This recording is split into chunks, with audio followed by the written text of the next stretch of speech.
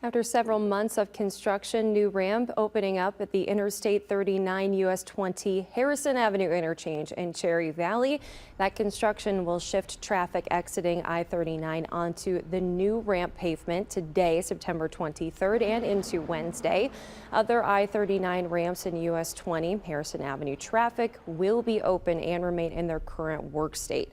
Drivers should expect some delays. Most of the project is expected to be complete by the end of this year.